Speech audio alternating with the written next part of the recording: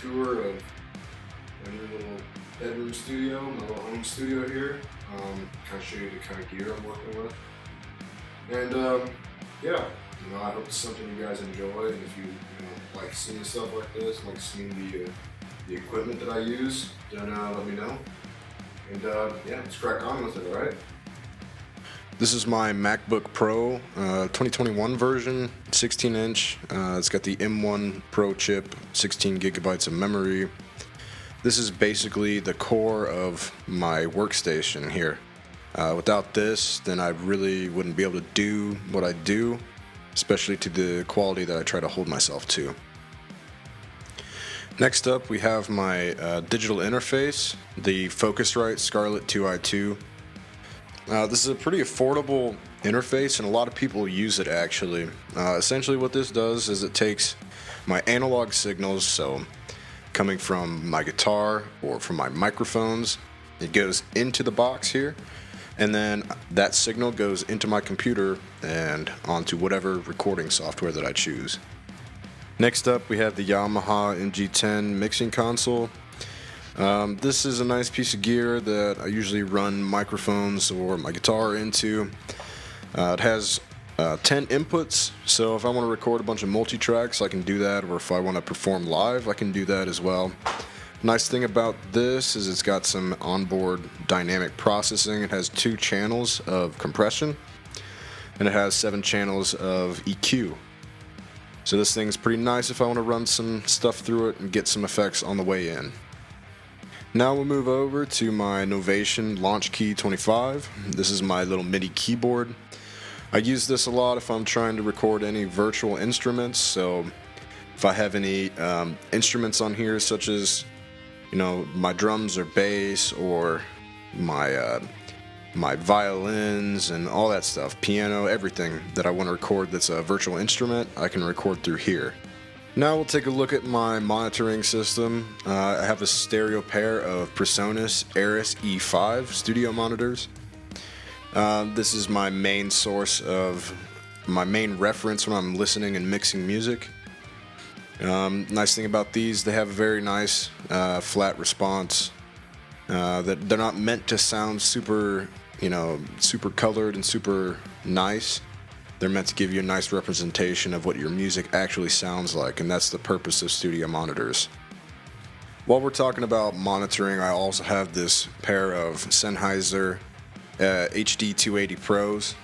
These headphones here, they're very good for tracking, and also they're good for referencing your sub bass in case you can't get a good picture of that with your studio monitors.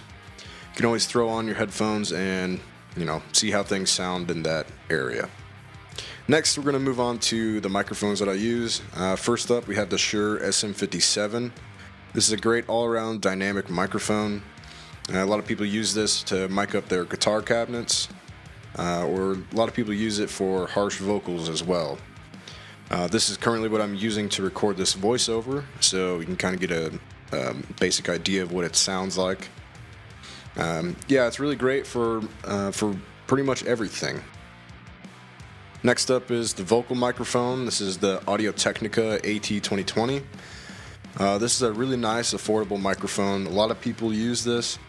It's very good for vocals, not so much for other things, but I will give it that it has some nice features on it. It has like a high pass so that it can cut out some of the bass frequencies that you don't want to get while you're recording vocals.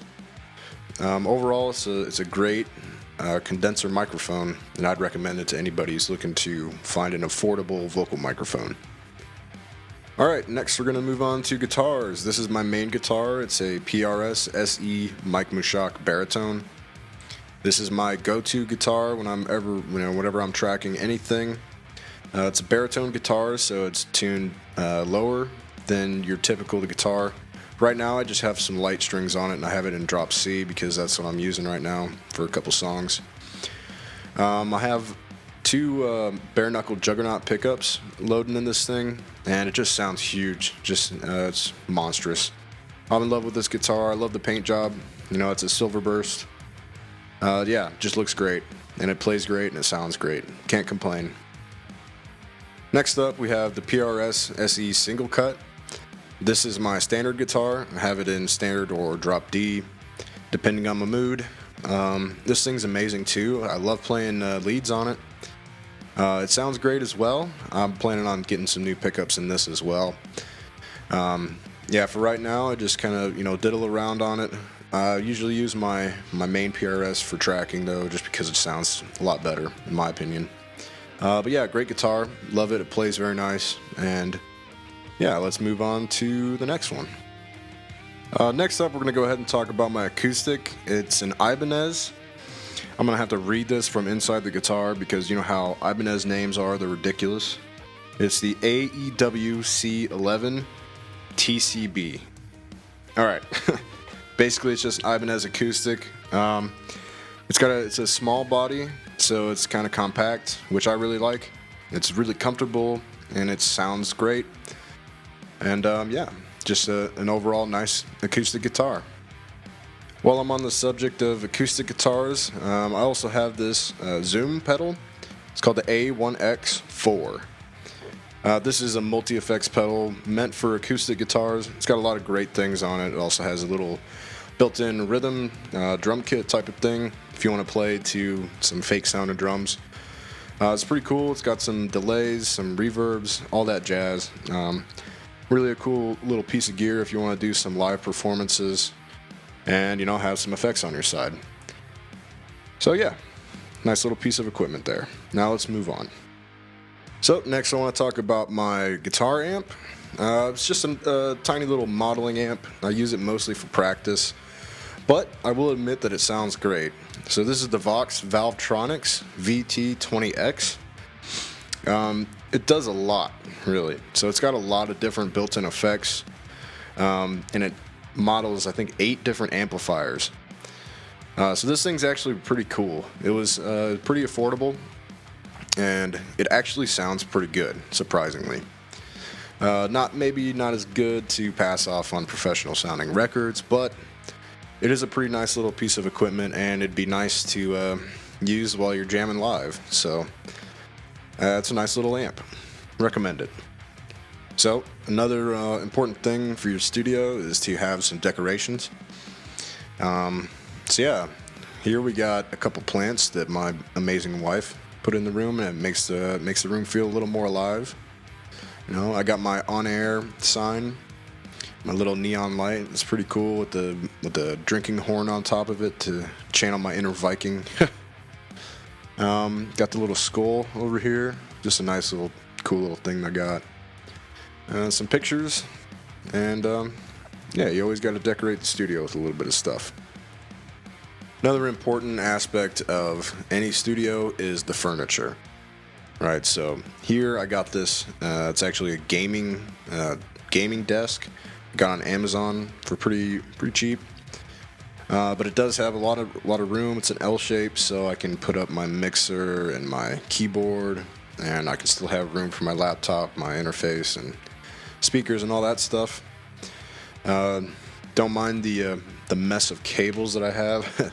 Cable management's gonna be the next thing to do on the list. And yeah, you always gotta have desk space so you can work efficiently and everything makes sense where it's at. One of the best purchases that I made was this ergonomic chair. This is one of the most comfortable chairs I've ever sat in, and I've sat in a lot of gaming chairs and all this stuff, and office chairs, but this thing is just incredible. Like the material, the mesh, that's on the pads here, on the back and everything, just feels amazing. Everything's fully adjustable. The height, the armrests here, they can adjust 3 different ways. The headrest adjusts. It's just, it leans back, I think, like 135 degrees. Yeah, just amazing. It's just an awesome chair. Definitely want to be comfortable when you're working in a studio for hours. So important to have that.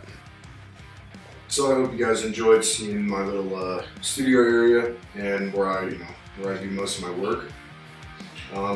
Yeah, let me know if you guys like seeing like the gear that I work with, and I've seen videos like this where you get a little inside peek of how I do my work and stuff like that. So yeah, I'm planning on doing a couple of remix videos coming up soon to show you guys how I do what I do. You know, how I record my guitar parts, how I mix my drums, how I record vocals, all that kind of stuff. You know, that's all stuff I have planned coming up.